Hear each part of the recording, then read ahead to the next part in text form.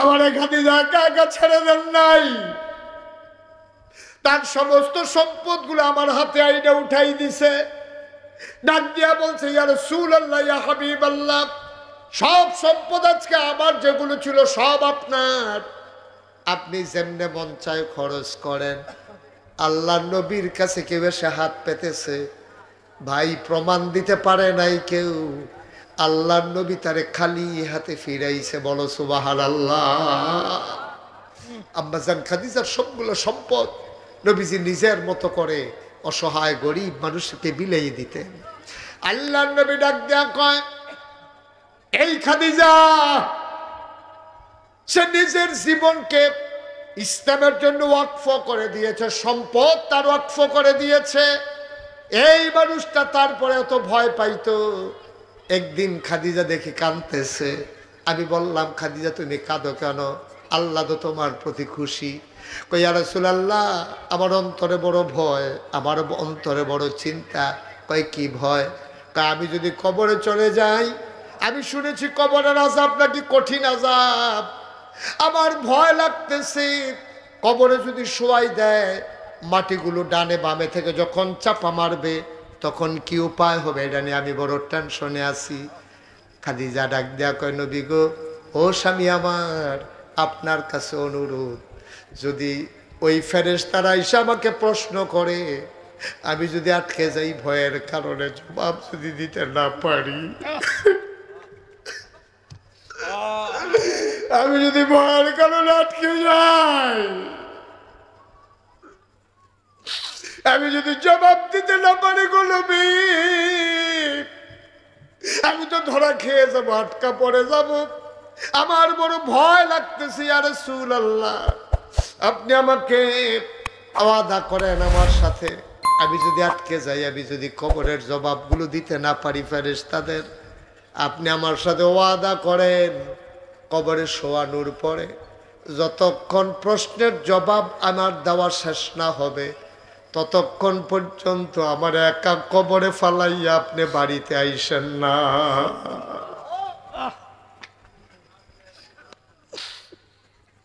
আমার বড় ভয়। আল্লাহ নবী ওয়াদা করলেন, ও খাদিজা, আমি জবাব না শেষ করে আসবো না। জানাজা হয়ে গেল, কাফন পরে দাফন করে দেওয়া হলো খাদিজাকে কবরে। একজন একজন মানুষ করে চলে আসতেছে। আল্লাহ নবী ছোট মানুষের মতো হাউমাউ করে কাঁদতেছেন। হাউমাউ করে নবী কান্দে, কেউ সাহস করে না নবীর কাছে যেতে। আবু বকর সিদ্দিক রাদিয়াল্লাহু তাআলা আনহু নবীর কিনারে গিয়ে দাঁড়ালেন, আস্তে করে বললেন, নবী আমার, সবাই চলে গেছে, আপনি কি যাবেন না? কবরে কতক্ষণ দাঁড়াই থাকবেন, বাড়িতে যাবেন না? আল্লাহ নবী কান্দে। আবু বকর সিদ্দিক, নবী আমার, চলেন বাড়ির দিকে যাই। আল্লাহ নবী ডাক দেয়া, আবু বকর, ও আবু বকর, তুমি চলে যাও, খাদিজার সাথে আমার একটা ওয়াদা আছে, এটা পূরণ না করে আমি বাড়িতে যাব না। আমার একটা গোপন ওয়াদা আছে আবু বকর, তুমি যাও, আমি আসতেছি। আবু বকর, আবু বকর কয়, না, আমি আপনাকে ফেলে যাব না। কতক্ষণ পরে আল্লাহ নবী বলেন, চলো আবু বকর, চলে যাই। আবু বকর রাদিয়াল্লাহু তাআলা আনহু জিজ্ঞেস করলেন, আপনি এখন চলে যান কেন? কাজ কি শেষ? আল্লাহ নবী চোখের পানি ছেড়ে দিয়ে কয়, তোমাদের আম্মা খাদিজা আমার সাথে ওয়াদা করে নিছিল আমার কাছ থেকে, যেন প্রশ্নের জবাব দেয়া তারপরে আমি যাই। কত প্রশ্নের জবাব কি দেওয়া হয়ে গেছে? কয় না, প্রশ্নের জবাব দেওয়া হয় নাই, তবে খুশির খবর আছে। কয়, কি খুশির খবর? কয়, আমাকে আল্লাহ তাআলা জিবরাইল আমার কানের কাছে এসে আমারে কানে কানে কয়, ইয়া রাসূলুল্লাহ, ইয়া হাবিবাল্লাহ, আপনি আর দাঁড়াই থাকার দরকার নাই, আপনি চলেন, বাড়িতে চলে যান। আমার খাদিজার প্রশ্নের জবাব কে দেবে? কয়, খাদিজার আল্লাহ এত পছন্দ করছে, খাদিজার কবরে ফেরেশতাদের প্রশ্নের জবাবের ভার স্বয়ং আল্লাহ তার দায়িত্বে নিয়ে গেছে।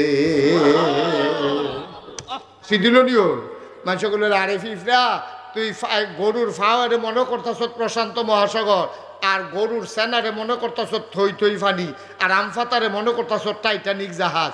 পিঁপড়ার জন্য ওই গর্তটা যদিও বড়, আমাদের জন্য একবারে ছোট। মুসলমান, পিঁপড়ার জ্ঞানের পরিধি যেমন, এই ছোট্ট গর্তটা, একটা গরুর পায়ের গর্তটাকে পিঁপড়া মনে করে প্রশান্ত মহাসাগর, আম পাতাটাকে মনে করে সে টাইটানিক জাহাজ, আর গরুর চানাকে মনে করে থই থই পানি। পিঁপড়া যেমন তার জ্ঞানের পরিধি কম, আমাদের নাইলে আর একটু বেশি, কিন্তু আমাদের জ্ঞানের পরিধিও অনেক বড়, বেশি না। এই জন্য আমরা মনে করি বিশাল পৃথিবী আল্লাহর কাছে একটা আম পাতার চাইতে আরো ছোট। বলেন সুবহানাল্লাহ। একটা হাতের তালুর মতো। ও এই হাতের তালুটার ভিতরে যদি 50টা পিঁপড়া আপনার হাঁটে, আর আপনি যদি হাতের তালুটা ধরে রাখেন, আপনি সবজি পিঁপড়া যেমনি দেখেন, সমস্ত মাখলুকাত, 800 কোটি মানুষ, এতগুলো দেশ, এতগুলো শহর, পিঁপড়া, জন্তু জানোয়ার, গরু ছাগল, আপনার হাতের 50টা পিঁপড়া আপনি যেমনি দেখেন, আর গোটা পৃথিবীটা আল্লাহর কাছে আপনার এরকম হাতের তালুর চাইতে আরো ছোট। আল্লাহ তাবারক ওয়া তাআলা যখন তাকান, তখন সব তাকাইয়া দেখে ওই আপনি পিঁপড়াগুলারে যেমনে দেখেন, গোটা পৃথিবীর সবকিছু আল্লাহ তাবারক ওয়া তাআলার চাইতে, ওই আল্লাহর কাছে আপনার হাতের তালুর চাইতে আরো ক্লিয়ার। সুবহানাল্লাহ বলবেন না? চাইতে আরো ক্লিয়ার, একবারে স্পষ্ট। এখন সব কিছু নিয়ন্ত্রণের জন্য আল্লাহ জিন বানাইছে, ফেরেশতা বানাইছে। এই জিন, তুমি তোমার কাম করবা। এই ফেরেশতা, তোমরা এই আমারে সাজদা দিবা, আমার চতুর্দিক দিয়ে ঘুরবা, সূর্যটা যেন ঠিক মতো কাম করে ছাইয়া রাখবা, চাঁদরা যেন ঠিক মতো উঠে ছাইয়া রাখবা, বৃষ্টি যেন ঠিক মতো হয়। এই মিকাইল ফেরেশতা, তোমার দায়িত্ব হইলো আমি যেখানে হুকুম করব বৃষ্টি দিবা। এই আজরাইল, তোমার দায়িত্ব হলো যার সময় শেষ তাহলে তুমি টান দিয়া লইবা। এই ইসরাফিল, তোমার সিংহা দিয়া বয়াই রাখলাম, আমি যখন হুকুম করলাম ফু দিয়া লাইবা। এই জিব্রাইল, তোমার দায়িত্ব হলো আমি যে এই যেটা যখন যেই পয়গাম দেন, যেই খবর দেন, তুমি নিয়ে পৌঁছাই দিবা। ফেরেশতা বানাইছে, জিন বানাইছে, জিনের দলে ফেরেশতার মতো আর নিয়ম কানুন মানছে না। এই অসিবের দলে ফিডা ফিডি, মারা মারি, যা মন্ডায় ধরে তাক। নাউজুবিল্লাহ কইতেন না? জোরে কইতেন না নাউজুবিল্লাহ? এবার আল্লাহ ফেরেশতাদের একদিন ডাক দিছে, আই সব আসো। আসার পরে জিজ্ঞেস, আল্লাহ কেন একসাথে করছেন? আল্লাহ তাবারক ওয়া তাআলা সেদিন ঘোষণা দিলেন, ইন্নী জাইলুন ফিল আরদে খলিফা। আমি একটা কওম, আমি একটা সম্প্রদায়, আমি মানুষ বানাতে চাই। আল্লাহ ঘোষণা দিছে পরে ফেরেশতারা কয় বানাইয়েন। আল্লাহ কয়, ইন্নী আলামু মা লা তা'লামুন, আমি যা জানি তোমরা তা জানো না। সুবহানাল্লাহ বলবেন না? মানুষ বানানো হয়ে গেল। ও মুসলমান, মন দিয়ে শুনো রে ভাই, মানুষ যখন বানানো হয়ে গেল, এবার আল্লাহ তাবারক ওয়া তাআলা কোন পথে গেলে জান্নাত, কোন পথে গেলে জাহান্নাম, কোন পথে গেলে লাভ, কোন পথে গেলে লোকসান, কোন পথে ভালো, কোন পথে মন্দ, কোন পথে কল্যাণ, কোন পথে অকল্যাণ, কোন পথে শিরক বিদআত, কোন পথে তাওহীদ রিসালাত, কোন পথে কুফর, আর কোন পথে ইসলাম জানানোর জন্যে আল্লাহ মানুষদের মাঝ থেকে একদল মানুষ পাঠাইয়া দিলেন। এই মানুষদের মাঝে যিনি সবার সেরা, যিনি সবার শেষ, তিনি নবী মুহাম্মদুর রাসূলুল্লাহ সাল্লাল্লাহু আলাইহি ওয়াসাল্লাম। বলেন সুবহানাল্লাহ। আমাদের যিনি নবী, তিনি হলেন সবার শেষ, তিনি হলেন সবার সেরা। বন্ধুগণ খেয়াল করে শুনেন। আচ্ছা, আমার নবী যে সবার শেষ নবী, এটার প্রমাণ আছে নাকি নাই? কথা কর, আছে নাকি নাই? নবীজি যে শেষ নবী, এটা নিজের নবী নিজে কইছে, কয় আনা খাতামুন নাবিয়্যিন লা নাবিয়্যা বাদি, আমি হলাম সর্বশেষ নবী, আমার পরে আর নবী নেই। সুবহানাল্লাহ বলবেন না? এই নবীর কাছে আরেকটা মজার কথা আছে। নবীজির কাছে একটা আয়াত নাজিল হয়েছিল ইন্তেকালের 81 দিন আগে। আমরা আয়াতটাতে ঢোকার আগে মারদুদ শয়তান থেকে ফানা যাই, যিনি রহমান, যিনি রাহিম, আমরা চলেন তার নামে শুরু করি। সবাই পড়েন, আউযু বিল্লাহি মিনাশ শাইতানির রাজীম, বিসমিল্লাহির রাহমানির রাহিম, اليوم أكملت لكم دينكم وأتممت عليكم نعمتي ورضيت لكم الإسلام دينا সুবহান আল্লাহ বলবেন না? আল্লাহ ডাক দেয়া কয় শুনো শুনো শুনো মানিকনগরের মানুষ, প্রচন্ড গরমের মাঝে তোমরা যারা দৌড়ে দৌড়ে হাজির হয়ে গেছো, শুনো আল্লাহর নবীকে আল্লাহ ডাক দেয়া কয় নবী আপনি বলে দেন।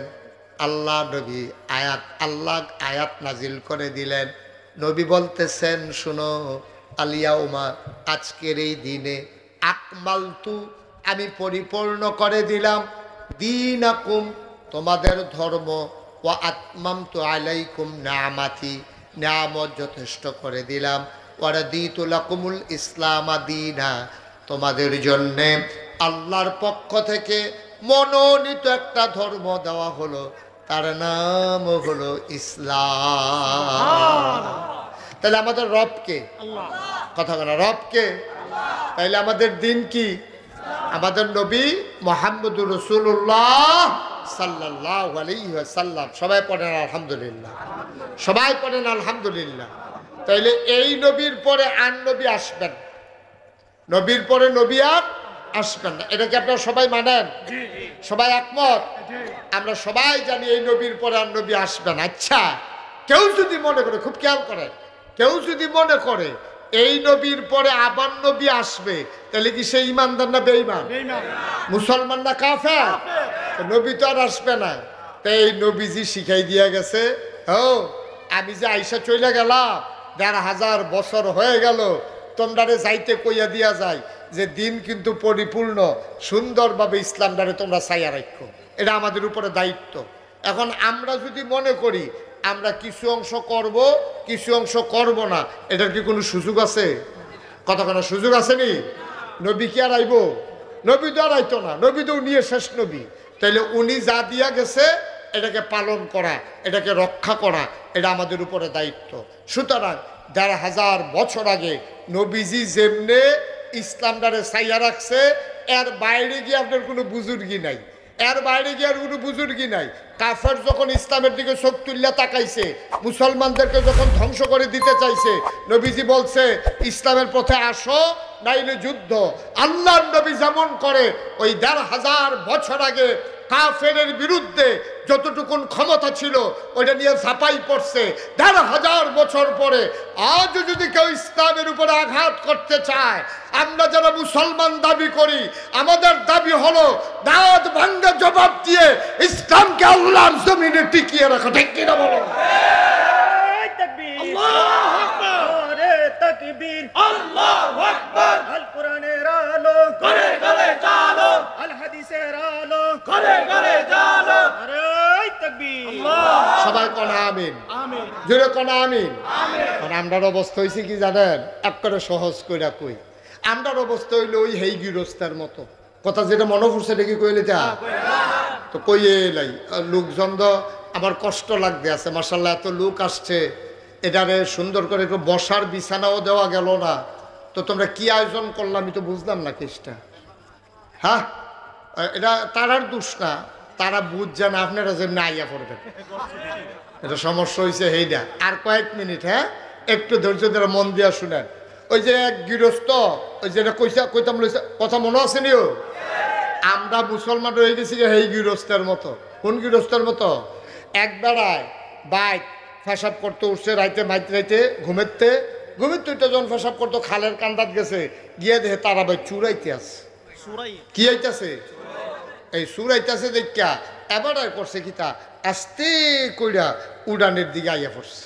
সুরে যখন খাল ফাড়িয়ে উড়ানো আইছে, এবার আস্তে কইরা ঘর ঢুকিয়া লাইছে। সুরে যখন হিনকেটটা ঘর ঢুকতে আছে, এবার চিন্তা করলো আমি আর ঘর থাকাটা ঠিক হইতো না, এবার ঘরের হওয়ার ওইটা লাইছে। সুরে যখন বস্তার ভিতরে মাল ভরতে আছে, এবার চাইয়া রয়েছে। আমরা আরো রয়েছে তো শেষ হয়েছে না, তখন তো চাইয়া না রয়েছে। হাতে বস্তাত মাল ভরে, হাতে ওই সিলিং উঠটা নিচের ফেল বেড়া ফাঁক করে চাইতে আছে সুরে কিতা করে মাল বইরা যখন মালদারে লইয়া ঘরের তে বাড়িয়া সুরে জাগাইতে আছে তে বেড়াইতের মতো চিল্লান দিছে সুর রে কইয়া চিল্লান দিছে সুর গেছে গা বাড়ির সকল একখান হইছে। আমরা মুসলমান হয়ে গেছি এখন একরকম এইরকম সুর আইছে খালের এই ফারো আমি দেখে সে আইয়া পড়ছি এই ফারো সুর আইতে আছে ভিতর বাইত আমি ঢুকালাইছি ঘরের ভিতরে সুর ঘর ঢুকছে আমি গিয়ে হওয়ার উঠটা বইয়া রইছি সুর যখন মালটা লইয়া যাই যায় আমি তখন চিল্লান দিছি। আজকে গোটা পৃথিবীতে মুসলমানরা বার খেতে খেতে পিঠ দেয়ালে ঠেকে গেছে। কোন দেশটার ভিতরে মুসলমান মাইর খায় না কন ওখানে না আপনারা ফ্রিভাবে আইতেন ফার্স্টেন এখন না সুন্দরভাবে কথা কইতে আছেন। ঢাকা ইউনিভার্সিটিতে যেই ছেলেগুলা নামাজ পড়তো কইতো যে এইতে এই শিবির না হইলেতে জামাত না হইলেতে ইসলামী আন্দোলন করে না হইলেতে নামাজ পড়ে গেলে এর লেগে নামাজ পড়লো গেলে এই দেশও তার দোষ। বাংলাদেশও থাইকা ইন্ডিয়ার বিরুদ্ধে কথা কইলো গেলে তারে ফিরতে ফিরতে বাইরে এলাইছে। আপনারা নাম শুনছিলেন আগে তারে ফিরতে ফিরতে বাইরে এলাইছে। শতকরা 92 জন লোক মুসলমানের দেশে নামাজ পড়লে তে জামাত হইয়াছে গে শিবির হইয়াছে গায় হেতে ইন্ডিয়ার বিরুদ্ধে কথা কনে হেতার মা বাপে ফাড়াইছে ফরতো হেতারে ফিরটা লাশ বানাইলায়। আমরা সবাই এত দিন ধইরা মসজিদের ইমামে কুদ্দুরা সুদের বিরুদ্ধে ঘুষের বিরুদ্ধে কথা কইলে হ্যাঁ বাটার ইমামতি জায়গায় শতকরা 92 জন লোক মুসলমানদের দেশ আমরা খালি চাইছি সুরে যখন মাল লইয়াছে গায় এবার জুড়ে চিল্লান দিছে আমরা হইছি হেই মুসলমান ঠিক কিনা। আমরার মতো মুসলমান সারাটা পৃথিবীতে যদি 800 কোটি মানুষ আছে পুরো 800 কোটি এইরকম আমরার মতো আমরা মার্কা মুসলমান হইলে ইসলামের কি উপকার হইব কর কি উপকার হইব। সুদের বিরুদ্ধে কথা বলা যাবে না ঘুষের বিরুদ্ধে কথা বলা যাবে না সাদাকে সাদা বলা যাবে না কালোকে কালো বলা যাবে না ন্যায়কে ন্যায় বলা যাবে না অন্যায়কে অন্যায় বলা যাবে না। এই জন্য 71 সালে বাংলাদেশ স্বাধীন হয় না। এই বাংলাদেশ আমরা ন্যায়কে ন্যায় বলবো অন্যায়কে অন্যায় বলবো ভালোকে ভালো বলবো মন্দকে মন্দ বলবো। শুধু বলবো না ইসলামের উপরে আঘাত আসলে প্রয়োজনে নিজের জীবন পর্যন্ত বিলিয়ে দেবো ইনশাআল্লাহ। আগে পারি নাই আমরা কিন্তু পারি নাই এটা কিন্তু সত্য। আমরা নানান ঝামেলায় তা আমরা চেষ্টা করছি। আমি যেখানে মাহফিলও গেছি ওখান যেমন কইতাম ফারতাছি আর আগের বার কিন্তু ঘুরাইয়া কোন লাগছে আর কি নাকি কুয়া বাধা ছিলাম আপনারা সাক্ষী কইছিনি আমি তো ওহন ডাইরেক্ট নলাটা দিতাম পারি আর হ্যাবলা এমনি ঘুরাইয়া দেওয়ান লাগছে হ্যান দিয়ে এটা একটু পার্থক্য কইছে। ওহন আর টাইম লাগাইয়া কোন লাগে না আগে 2 ঘন্টা লাগাইয়া যেটা বুঝান লাগছে ওহন মাশাআল্লাহ 10 মিনিটের বুঝে নিতাম পারি। ওহনটা কখন যায় তো কেন লাইনে লাইনে ঘুরলে না দেরি হয় কোন ইচ্ছা গেলে কত বসাল 2 কেই কেন ঠিক নিও। মুসলমানের দেশ সুন্দর করে ইসলামের কথা কখন যেত না সুদের বিরুদ্ধে কখন যেত না ঘুষের বিরুদ্ধে কখন যেত না দুর্নীতির বিরুদ্ধে কখন যেত না। এটা কি দেশ এটা এই দেশটার ভিতরে আমরা থাইকা আমরা জান্নাতে যাওয়ার আশা করি একটা উচিত কথা কইতাম পারতাম না। হ্যাঁ ঠিক মতো একটু আপনি হালাল হারাম বাচ্চা চলতেন পারতেন না আপনি কোথাও উচিত কথা কইতেন গেলে আপনার একটা এই বদনাম লাগাই দিয়ে আপনারা সাইজ করে লাইব। এটা কি দেশ নিবে না ঠিক কিনা কও। এখন প্রাণ ভরে আবাদত বন্দিগির সময় হয়েছে। এখন প্রাণ ভরে আবাদত বন্দিগি করবেন। এখন প্রাণ ভরে হৃদয় উজাড় করে আল্লাহকে ডাকবেন আল্লাহর কাছে কাঁদবেন। যখন আল্লাহ বিজয় দান করে তখন আল্লাহ কি কইছে এটা কোরআন শরীফে সূরা আছে কোরআন শরীফে সূরা আছে কি কইছে ইজা জাআ নাসরুল্লাহি ওয়াল ফাত। হ্যাঁ নবী আপনি দেখবেন যে বিজয় যখন আসছে ইজা জাআ নাসরুল্লাহি ওয়াল ফাত ওয়া রাআইতান নাস ইয়াদখুলুনা ফি দীনিল্লাহি আফওয়াজা। আপনি দেখবেন দলে দলে লোক দলে দলে লোক দেখবেন যে কেমনে বাইরে যায় আসলেও দেখবেন কেমনে বাড়ে। ওখান দেখবেন মসজিদও আগে যদি তাবলিগ হয়তো 15 জন ওখানে 32 জন ঠিক ঠিক নিও। ওই যে ফাপ জমা হয়েছে যে তাবলিগ আইয়ান এটি কিছু কমান যায় ওখান দেখবেন তবলিগের লোক বাইরে যাবো গা তবলিগের লোক দেখবেন ওখান দলে দলে লোক বাড়তে আছে। চিন্তা করবো মসজিদরা কুদুর শান্তিতে আছে কহেন দিয়ে কাড়ায় দৌড়ান দেয় একটা জ্বালা না এর ভিতরে তো তবলিগটা বালা কথাটা বনেনি চাইয়েন। হ্যাঁ না, ওখানে বনছে না তো, কইলা মাঝে ওখানে বনাই লিবেন কেমনে? পরে হিসাব মিলে চাইয়েন আইব। হ্যাঁ, আল্লাহ আল্লাহ কইছে যখন দেখবা দলে দলে এই ইচ্ছা করে একবার ইসলামের পথে আইতে আছে, তখন তোমার কিছু কাজ আছে। যখন দেখবা যে দলে দলে লোক আইতেছে, তখন কি করতে হবে?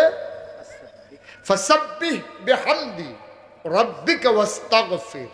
তুমি ফাসাব্বিহ তাসবিহ পড়বা আল্লাহ, বিহামদি এবং হামদ আল্লাহর প্রশংসা করবা, ওয়াস্তাগফির লাহু এবং তুমি আল্লাহর কাছে ক্ষমা চাইবা, তওবা করবা, কানবা, আল্লাহ আল্লাহ তুমি আমারে মাফ কইরা দাও, আল্লাহ তুমি আমারে বিজয় দিছো, তুমি আমারে শান্তি দাও, আল্লাহ তুমি এই দেশের মানুষের ভিতরে শান্তি দাও। আমিন কইতেন না? যেরকম আমিন। বন্ধুগণ, এটাই হচ্ছে ইসলাম, এটাই হচ্ছে ইসলাম, এটাই হচ্ছে ইসলাম।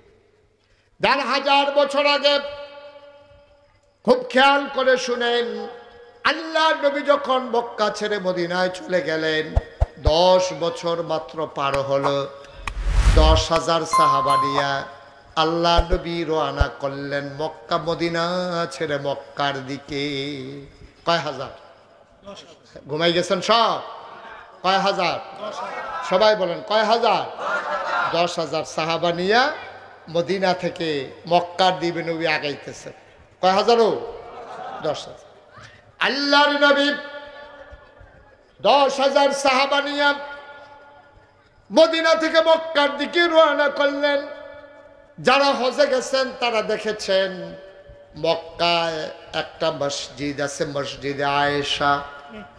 যারা উমরা করতে যায় এই মসজিদে আয়েশা থেকে হেরাম বেঁধে আবার উমরা করতে আসে।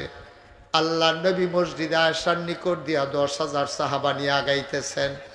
10,000 সাহাবা, সামনে রাহাবার যারা প্রদর্শক, আমার নবীর একজন ঘোষক, উনি ঘোষণা করতেছেন, দুজাহানের বাদশা নবী মক্কায় ঢুকতেছে, সাধারণ ক্ষমা ঘোষণা করা হয়েছে, সবার জন্য সাধারণ ক্ষমা, কারো কাছ থেকে নবী প্রতিশোধ নেবেন না,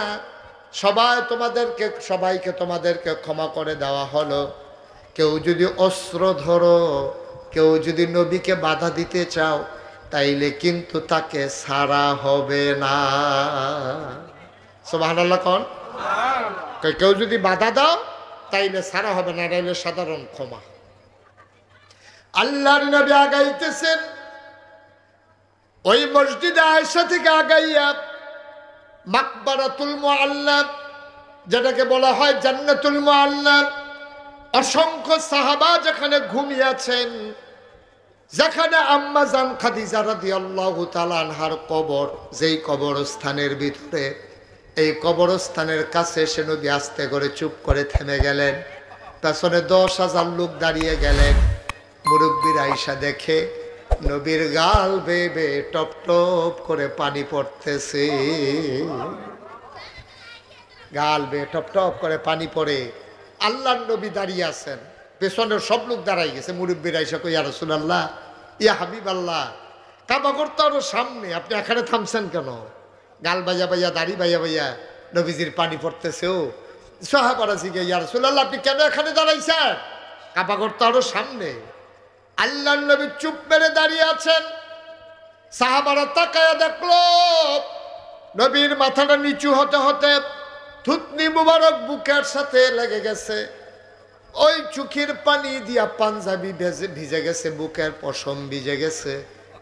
সাহাবারা জিজ্ঞেস করে, নবী আমার, আপনি কেন দাঁড়িয়ে আছেন? আল্লাহর নবী ডাক দিয়া কয়, আজকে একজন মানুষের কথা বড় বেশি মনে পড়ছে, যেই মানুষটা মক্কার বিজয় দেখলে সবচেয়ে বেশি খুশি হইতো।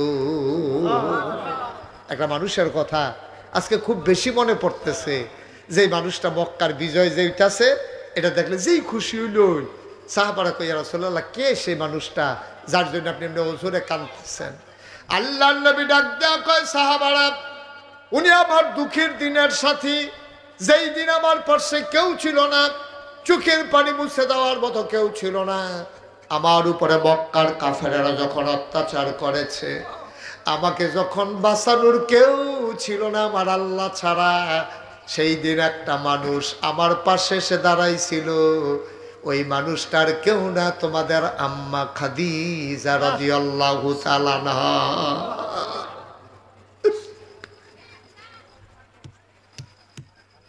আমার খাদিজা একা ছেড়ে দেন নাই, তার সমস্ত সম্পদ গুলো আমার হাতে আইনা উঠাই দিছে। ডাক দিয়া বলছে, ইয়া রাসূলুল্লাহ, ইয়া হাবিবাল্লাহ, সব সম্পদ আজকে আমার যেগুলো ছিল সব আপনার, আপনি যেমনে মন চায় খরচ করেন। আল্লাহ নবীর কাছে কেউ এসে হাত পেতেছে, ভাই প্রমাণ দিতে পারে নাই কেউ, আল্লাহ নবী তারে খালি হাতে ফিরাইছে। বলো সুবহানাল্লাহ। আম্মাজান খাদিজার সবগুলো সম্পদ নবীজি নিজের মতো করে অসহায় গরিব মানুষকে বিলিয়ে দিতেন। আল্লাহ নবী ডাক দেয়া কয়, এই খাদিজা সে নিজের জীবনকে ইসলামের জন্য ওয়াকফ করে দিয়েছে, সম্পদ তার ওয়াকফ করে দিয়েছে। এই মানুষটা তারপরে এত ভয় পাইতো। একদিন খাদিজা দেখি কাঁদতেছে, আমি বললাম, খাদিজা তুমি কাঁদো কেন? আল্লাহ তো তোমার প্রতি খুশি। কই, ইয়া রাসূলুল্লাহ, আমার অন্তরে বড় ভয়, আমার অন্তরে বড় চিন্তা। কয়, কি ভয়?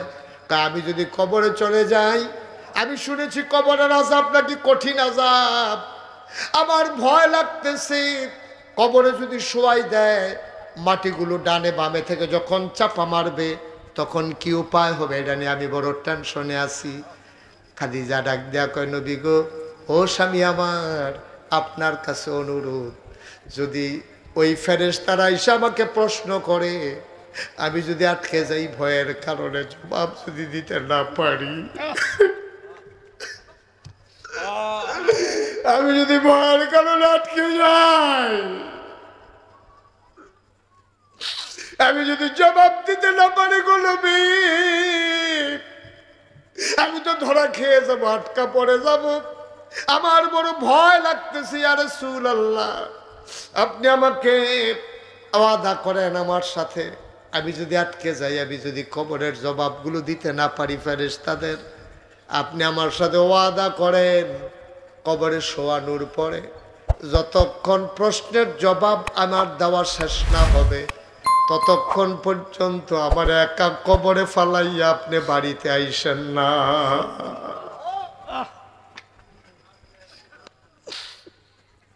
আমার বড় ভয়। আল্লাহ নবী ওয়াদা করলেন, ও খাদিজা, আমি জবাব না শেষ করে আসবো না। জানাজা হয়ে গেল, কাফন পরে দাফন করে দেওয়া হলো খাদিজাকে কবরে। একজন একজন মানুষ করে চলে আসতেছে। আল্লাহ নবী ছোট মানুষের মতো হাউমাউ করে কাঁদতেছেন, হাউমাউ করে নবী কান্দে। কেউ সাহস করে না নবীর কাছে যেতে। আবু বকর সিদ্দিক রাদিয়াল্লাহু তাআলা আনহু নবীর কিনারে গিয়ে দাঁড়ালেন, আস্তে করে বললেন, নবী আমার, সবাই চলে গেছে, আপনি কি যাবেন না? কবরে কতক্ষণ দাঁড়াই থাকবেন, বাড়িতে যাবেন না? আল্লাহ নবী কান্দে। আবু বকর সিদ্দিক, নবী আমার, চলেন বাড়ির দিকে যাই। আল্লাহ নবী ডাক দেয়া, আবু বকর, ও আবু বকর, তুমি চলে যাও, খাদিজার সাথে আমার একটা ওয়াদা আছে, এটা পূরণ না করে আমি বাড়িতে যাব না। আমার একটা গোপন ওয়াদা আছে আবু বকর, তুমি যাও, আমি আসতেছি। আবু বকর, আবু বকর কয়, না, আমি আপনাকে ফেলে যাব না। কতক্ষণ পরে আল্লাহ নবী বলেন, চলো আবু বকর, চলে যাই। আবু বকর রাদিয়াল্লাহু তাআলা আনহু জিজ্ঞেস করলেন, আপনি এখন চলে যান কেন? কাজ কি শেষ? আল্লাহ নবী চোখের পানি ছেড়ে দিয়ে কয়, তোমাদের আম্মা খাদিজা আমার সাথে ওয়াদা করে নিছিল আমার কাছ থেকে, যেন প্রশ্নের জবাব দেয়া তারপরে আমি যাই। কত প্রশ্নের জবাব কি দেওয়া হয়ে গেছে? কয় না, প্রশ্নের জবাব দেওয়া হয় নাই, তবে খুশির খবর আছে। কয়, কি খুশির খবর? কয়, আমাকে আল্লাহ তাআলা জিবরাইল আমার কানের কাছে এসে আমারে কানে কানে কয়, ইয়া রাসূলুল্লাহ, ইয়া হাবিবাল্লাহ, আপনি আর দাঁড়াই থাকার দরকার নাই, আপনি চলেন, বাড়িতে চলে যান। আমার খাদিজার প্রশ্নের জবাব কে দেবে? কয়, খাদিজার আল্লাহ এত পছন্দ করছে, খাদিজার কবরে ফেরেশতাদের প্রশ্নের জবাবের ভার স্বয়ং আল্লাহ তার দায়িত্বে নিয়ে গেছে।